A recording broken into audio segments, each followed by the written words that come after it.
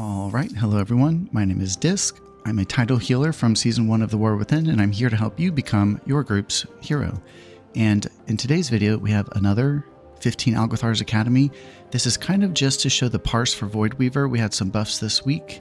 I know we've already covered Algeth'ar Academy, so perhaps you didn't watch the last one, but nevertheless, the point of this video is actually to kind of feature the new power of the build and also some new add-on usage I have. So we are now using Grid 2 again. If you know me and my channel, I've always used Grid 2. I think it's probably the best on the market. And just for the record, I have tried Dander's frames, I've tried better Blizz frames, I've tried default frames, and Grid 2 just blows them out of the water if you ask me. All it takes is a little understanding of how to work the add-on, but something I am planning on doing. Let me know if you're interested. I'm going to be sharing all of my export codes. So I think the main reason I like Grid 2 is it's very streamlined and clean, simple and easy to read. And I know we have some updates coming to UI soon, I think, where we can filter buffs and debuffs, so that'll be nice. But check for how we manage the spells, check for how we manage tracking our absorb values. Grid 2 just makes it really nice and easy. But then let's see, some other... just kind of going through the list of things I'm doing in Midnight. If you've not watched my other videos, my bars, my action bars here, these are just my bars. I don't see a reason to use a cooldown manager in place of your spells, so just use your spells. I use dominoes. Your native action bars can do it too, but dominoes makes it pretty easy. You can play with the size, make them look nice. I think the intention here is to make a set of spells that kind of helps you in combat. So just think of that. I don't think it's a bad idea to maybe copy my layout some. You can modify it to your liking. And then also I've referenced, let me see if I can pull it up real quick. Oh, that's not how you spell it. So this is a macro I'm using. If you have any like expanding questions on this, let me know. But this is probably the central part of my gameplay right now. I've taken our Radiance and Evangelism and turned it into a spell that always hits the tank. The tank is the one who is most likely going to be in range of the full party. Anytime we cast a Radiance, we want it to hit the full party. The second best option, I see a lot of Disc Priests just cast Evangelism and Radiance off themselves. I think the tank is the best option off your player as the second best option. But if you use this run macro, I'm going to try and zip through this. I know I've talked about it every video, but if you use this run macro and you have an in-game macro called tank healing, all I have to do is hit this function hovering on a player and it automatically puts this in. So it's going to fire my Evangelism and Radiance at this person unless they're dead or out of range. It'll default to yourself. But this makes Radiance a spell that we can just press in our rotation rather than having to worry about where we're directing it. And I still have a way to direct it, you know, just through click casting. But by and large, 99% of the time, I'm just pressing it as a cast, not worrying about where I'm directing it. Let's see. If anyone wants to see my other add-ons I'm using, what do we got here? So, click, can't play without it. I think it's really important for a Disc Priest. That way you can keep enemies targeted. Edit mode expanded. This is really great for moving my totem frame. I think if you're playing Oracle, totem frames don't really matter, but if you are sampling Voidweaver, totem frames do matter. Grid 2 is great. Leatrix is amazing for little quality of life things like turning off, you know how like red text will pop up saying like out of range or something? It removes those so they don't interfere with your nameplates. Platinator is my nameplate add-on. It's really great now that we can see execute ranges by a color shift. And yeah, I think one of the main points of doing an Algeth'ar 15 again is to show the strength of Voidweaver. So we had a change this week where Voidweaver got a massive buff. Our main spell, the Entropic Rift and our Mind Blast, got a major buff. The ticking damage itself was increased by 60%, and the collapse of the Void was increased by 30%. In tandem with that, Oracle had a couple of nerfs. So this is a more competitive build than it used to be. I think it also goes to show that it was under-tuned. So really happy to see it coming back into play. But I will say I'm getting into the realm of like 17s. and I am running into a wall with output. So I think it's a very fun playstyle. I think it's completely viable up through 15s and 16s. So depending on, you know, what type of player you are, I think you can play it for at least that long, 15s and 16s. But as we are right now, if things don't change going into the actual expansion, I am going to now probably be switching over more to Oracle just because I want more success. I want to have my teams back a little bit more. But a couple changes here. Let's see. So I think one of the biggest changes I've had since my last Voidweaver video is I'm playing Ultimate Penitence over Barrier. And the main reason I'm doing this, one, is hella strong. Two, I don't think Barrier has many, like there aren't as many bosses where this is going to be that good because people aren't stacking too much. But the main reason Ultimate Penitence is a strong play right now is because it synergizes with Searing Light. And that's pretty cool because this dot, you know, it'll slap on a full party of mobs. But we have our Inescapable Torments over here. Kind of just demands, you know, your rotation and like your priorities and your spells. Death's Torment, this is where you know, we have an RNG to get more pets out, more torments. I will also say, yeah, if you read the tooltip here, Shadow Word Death has a 100% chance to summon a Shadow Fiend when damaging below 20% health. This is still broken. It's not 100% yet, so that kind of sucks. But this is a very DPS forward build, a very aggressive build. The main difference between Oracle and Voidweaver, Oracle is very defensive, focusing on party frames. Voidweaver is very offensive, focusing on nameplates. But one way or another, Platinator is going to be great for highlighting where your executes are. Our Shadow Word Death did get a major buff. Even if you're playing Oracle, seeing your executes is great. So Platinator and Grid 2 are things I'm going to share. Let me know if you're interested in those. Also, I'm going to be revamping my Metafy soon, so I can start opening lessons before the expansion hits. But I think that's all I wanted to say in this video. If you have any questions about what I'm doing, let me know. Any questions about why I'm doing it, let me know. And stay tuned for some Oracle videos. I'm going to be trying to put those out next week. But let's go ahead and clip over to the key. All right, here we go. So starting this out, I wanted to splash the damage. So if you look at the Inescapable Torments, they're split up in different lines, but when you add them up with their auto attacks, it comes out to about 23%. We have our Entropic Rift at 34%, so those are the main focuses of this build. Overall, I was at 43,000 per second. It was a little bit higher, but I had an unfortunate death at the end. Sucks. I'm having a little bit of a problem with my Voodoo cast bar. You'll see it looks a little messy. I put my target's cast bar above my player's cast bar. It helps a lot in higher keys where pre-casting a spell is important, but you'll see it looks a little messy. Okay, so on this first pull, this is a Hail Mary. I want to use the Evangelism for my free pet. I want to get a handful of dots out. I want to get PI out. And I want to go into Ultimate Penitence ASAP. Kind of holding on to my Fade for a second. Okay, there's my Fade. Evangelism, Rift, PI.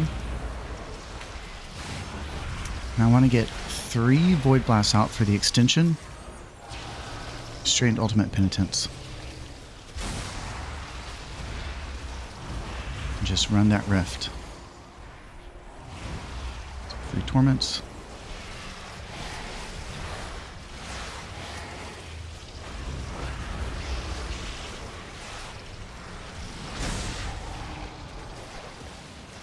Let's see, I think I throw one more Rift with an early collapse. Oh, missed the collapse, rip. But on a pull like that, 171,000 per second, I think that's pretty fun. What are you doing? What is that thing? This is your fault. Absolutely not. So this boss, being at 15, it's not too pressing, but I do just a full send approach. I'm trying to get as much damage as I can off the little adds. While the Rift is out, I'm just hitting Penance and Smite.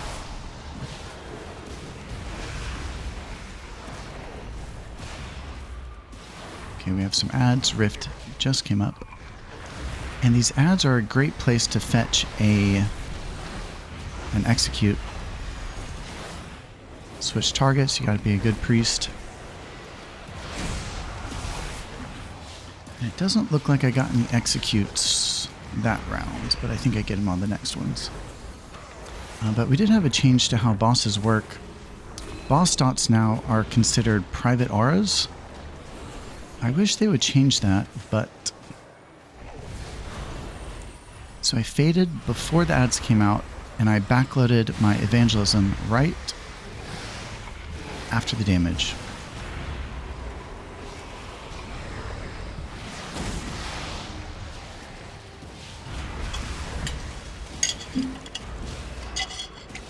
PI just came up. I think I queue it when the ads spawn. Here we go.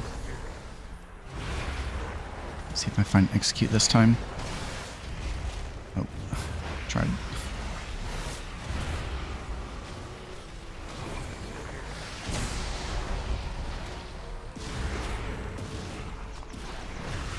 Got one that time.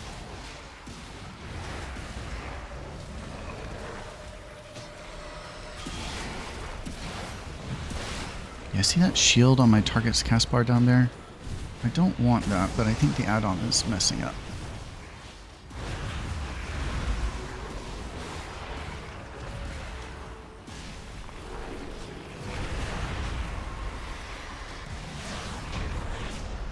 Ooh, wow, I missed my collapse there too. Yeah, if you are playing Voidweaver, you have to make a macro, cancel Aura and Tropic Rift, so you can collapse the Void on command. I think we've seen 2 examples now where the Rift was out there floating after everything died. Not what you want. But we did just get Evangelism, so we play it. This guy does take a little bit of time.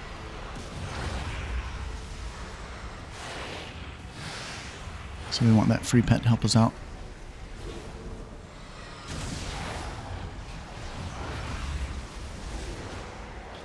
And it's kind of hard to explain, but when you use evangelism, there is a fraction of a second overlap. So your free pet from evangelism will be active while the free pet from the rift collapse is active. It's probably less than half a second, but if you time it just right, you can hit your death and penance for the torments while 2 pets are active. And if you replay that last evangelism from 10 seconds ago, you will see what I'm talking about. And I think that was a forced collapse there. I sent it and collapsed it immediately just for the damage grab. Okay, so it looks like we have ultimate penitence now, and I think I send it here just for the damage. Let's see, I open with 2 dots. I go into the rift, penance, 3 smites for the extension, straight into uppies. And then while I'm up there, I'm looking for my dot. So it's a great time to kind of plan your next move when you're floating in the air. And it's not a bad move to go ahead and find a mob with a dot so you can penance them when you come out.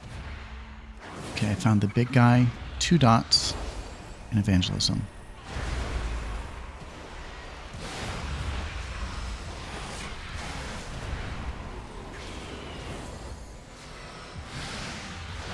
Switch targets to keep my dots alive. There was another example where I used that fraction of a second where 2 pets are active from the evangelism. And these guys do big AoE. It is very important to keep your team alive. Trying to find the big ones before they even land. 2 dots are out. And you'll see on my nameplates, one of them has an extra white border. That's where my focus target is. So it's not as important as it used to be, but I think something that still has importance. But every pole has a focus kill target, and that's where I'm trying to put my focus. What that does is it turns all my smites to hit the focus. And then I use my penance and death more freely. I find the best targets for those, but I can just spam smite or my void blast and know that that damage is going into our prio target. it's a macro to send smite to my focus. And then here we want to watch for the deafening screech. Here it comes. Backload my evangelism. And that's the only thing you really have to watch for here is the healer. It didn't used to be a dot, I don't think, but now it's a dot. So there's a little bit upfront damage followed by ticking damage. There was another good example of a double pet torment from the evangelism. And for Voidweaver, the damage from the Mind Blast itself is a lot of green upfront healing. So I am placing that after the damage goes out to not lose that value.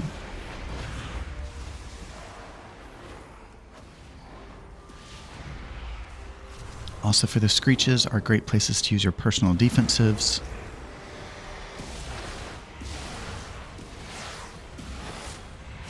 And I think also I heard through Blue Post is that they're going to allow us to color our boss timers. So I think that'll be really great. I think that's the next best thing compared to just whittling the list down. I think every role... Uh-oh, there goes the lock. Every role in WoW has certain spells that are more important for them to monitor. And as the healer, you know, we have to monitor where... Like, we have to time our heals.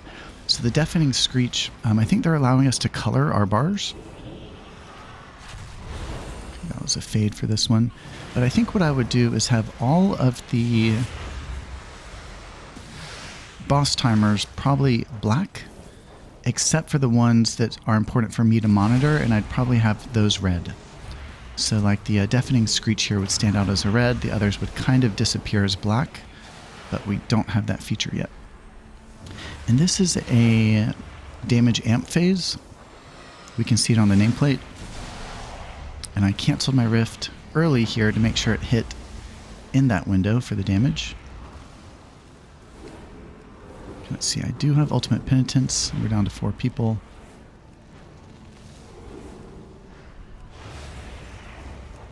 Desperate prayer and fade. 3 smites. Into ultimate penitence. It's a little bit tricky of a rotation. We almost had a death because I just didn't get into my uppies quick enough.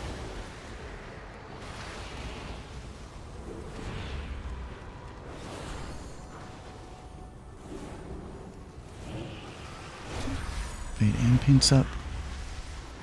So now that we're in execute, it's really nice when you open your rotation with an execute because you get that free pet.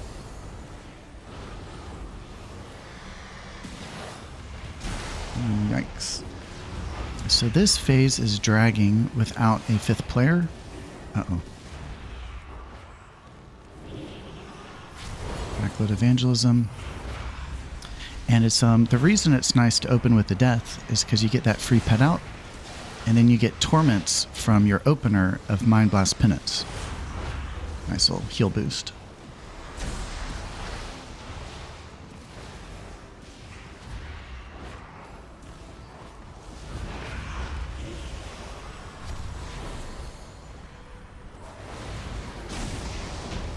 Sent my rift, collapsed it early, got the kill. And not sure what killed the lock there, but I don't think that was my fault. I think he got hit by something. Okay, so in a time like this, always scan your buffs to kind of plan your next move. We don't have any major spells, so we're just relying on our rift. Evangelism is 40 seconds away. Ultimate penitence we won't have for a couple pulls. But something I'm trying to do differently on these pulls, the big guy, obviously that's a great place to focus your damage, but he hops out of party. We don't want our rift to follow him, so I tried putting my rift on one of the lesser guys, so it stays with the cluster.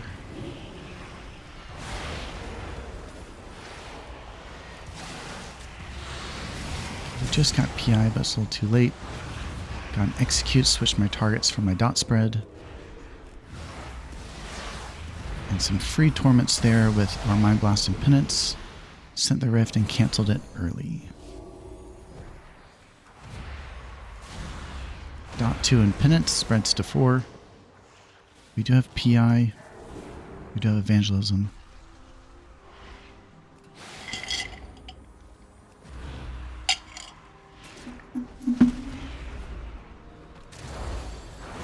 Evangelism's out, PI's out.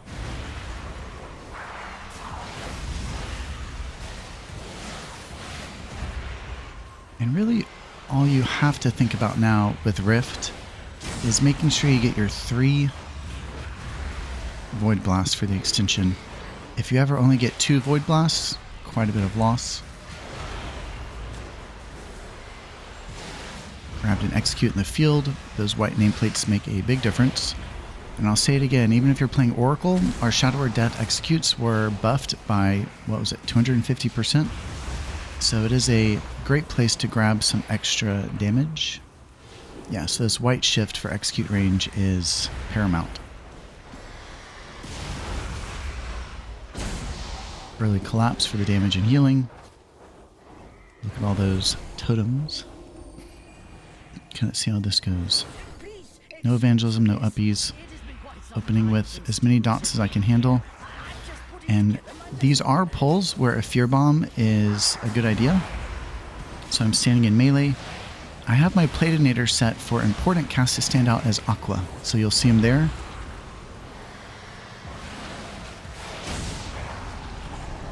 Overlapped, but that was my fear bomb. And the idea that Aqua is opposite on the color wheel of red. Oh, wow. But there's, I think, our first example where you can see how a Dispel indicator works with Grid 2. Makes it really simple, just puts a border on the player. So right now I have aggro indicator on the outside of a player frame, so you'll notice the tank has a red border around him. If you have a Dispel, it's a border on the inside of the frame. So there's no overlapping, there's no interference. Switch targets for my dots. Collapse Rift early. And I just got 3 Torments there. Okay, PI's up.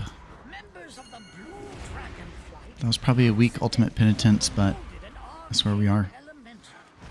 And also just talking about, like, you know, these borders on Grid 2.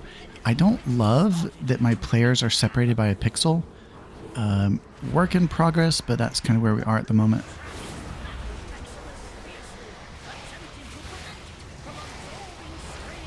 Okay, and I would say on this boss, there's 2 timers we need to pay attention to. It's Mana Bombs and Fissure. Grab and execute.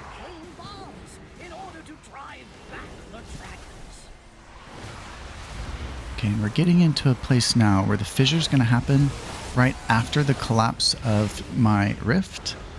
Better timing. I guess I just don't fully know timing on this boss too well yet. But we do have evangelism. So speaking of not knowing timings too well.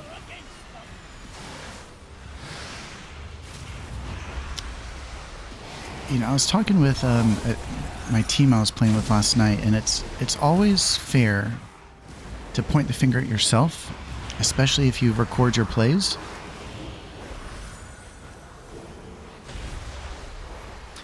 And there's usually always something that you could have done differently. And not to say it would have fully changed the outcome, but there are so many ways you can recover. Uh-oh, I remember this.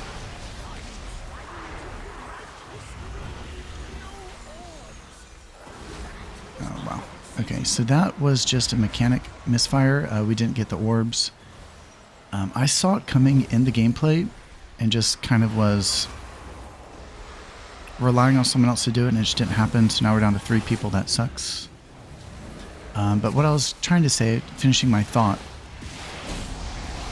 I don't think I'm very good at playing my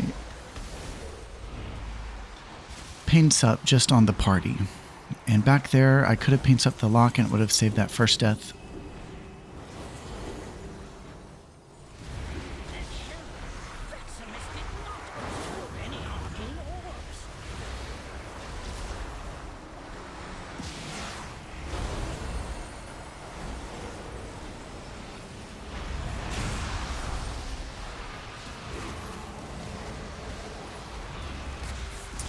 I think it's easy to assume, or to get in a trap where you look at paints up as just something for tanks. but it definitely isn't just for tanks. But also, I think it's fair to say the lock, he probably didn't health stone, he probably didn't health potion. But you can blame me all you want, it's fine. Okay, and that last rift there, I sent it out and collapsed it almost instantly just to get the grab. And onward. Yeah, I took Fault and Party.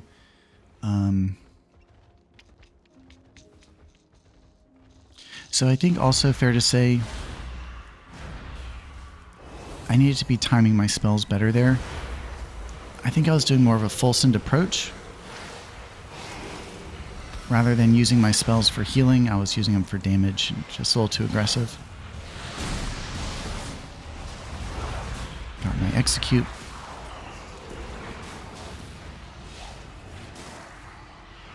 Switch targets for my dots.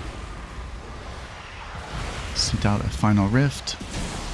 Collapsed it early. And we're moving on.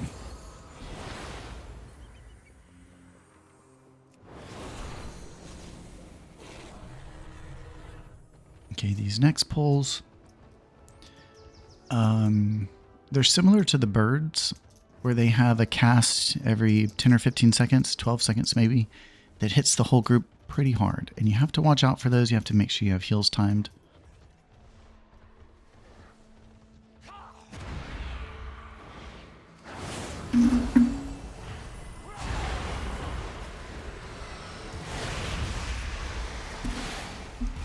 I am just doing a full damage sent here, and here's the Arcane Smash.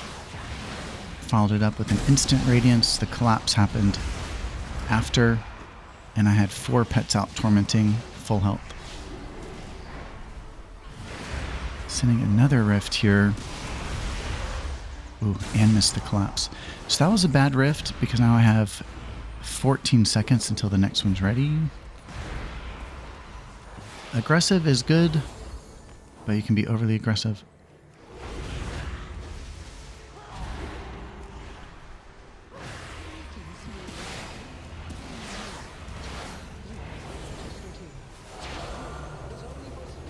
Okay, Ultimate Penitence.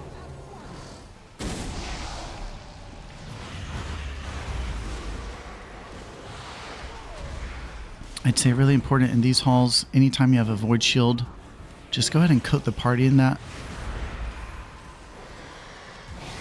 Looks like I have an execute coming up. Yep, really nice recovery of health there.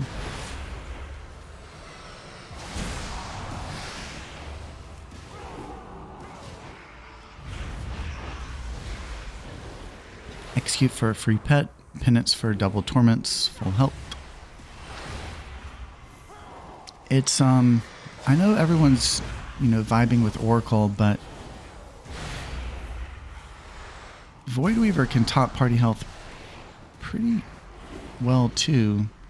It really just demands on knowing your spell priorities and your rotation, and playing your torments well. PI is almost up. Let's see how well I play it. There it goes.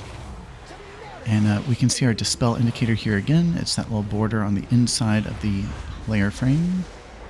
Pretty streamlined and simple and easy to see.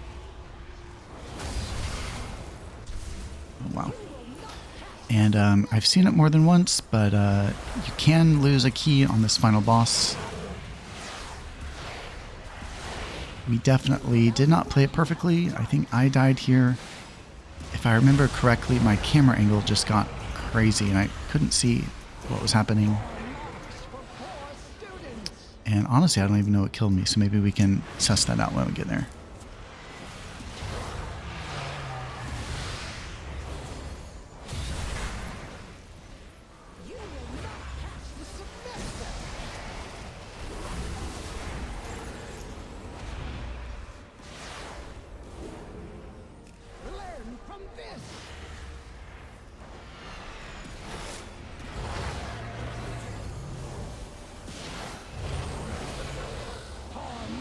Shielded myself, followed by a Dispel.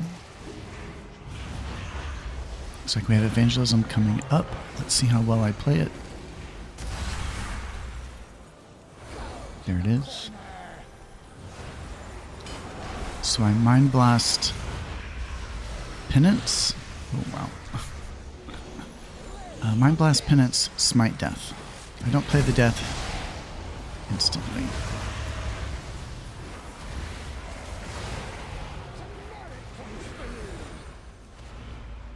Okay, let's see. I'm opening with a Shadow or Death here for the pet. Then my Rift Penance for the Torments. Ooh. Okay, this is where I die. So what kills me?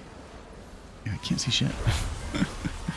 I don't even know what it was, to be honest. I couldn't see anything. But it is still a kill. This wasn't a key for IO. I was just doing it for fun, for the parse.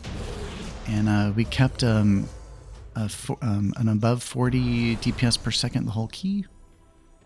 I think it peaked at 171 on first pull, which was pretty cool. Yeah, that's Voidweaver. It's a really fun spec. If you're looking for a challenge, if you're looking for some excitement, try Voidweaver out. It is stronger than it used to be, at least. And I guess just my opinion on the difference, Voidweaver, I almost said Voracle. Voidweaver and Oracle, I just think Oracle's kind of boring, but I'm going to try and get into it and try and like get over that hump of the mental block, because I do see the value in higher keys if you're wanting to support your team. Even doing 40,000 per second, that's arguably negligible compared to the rest of the DPS. So keeping your team up is the most important thing these days in Midnight. And that is the prerogative of developers. They wanted healers to be less dependent on doing DPS. So yeah, I think Voidweaver is great up until 17s. If you're pushing past 17s, depending on the key, you're going to start having roadblocks unless your team is super strong overall. But please let me know if you have any questions. Please let me know what you'd like to see in my videos. I am going to work to show Oracle. I'm going to work to show the other dungeons. My goal is before the expansion hits to have reference videos up for at least one video of each dungeon showing Voidweaver and Oracle, and also get my Medify up for anyone who's interested to talk one-on-one for some coaching. But yeah, thanks everyone for tuning in. Until next time, Disc out.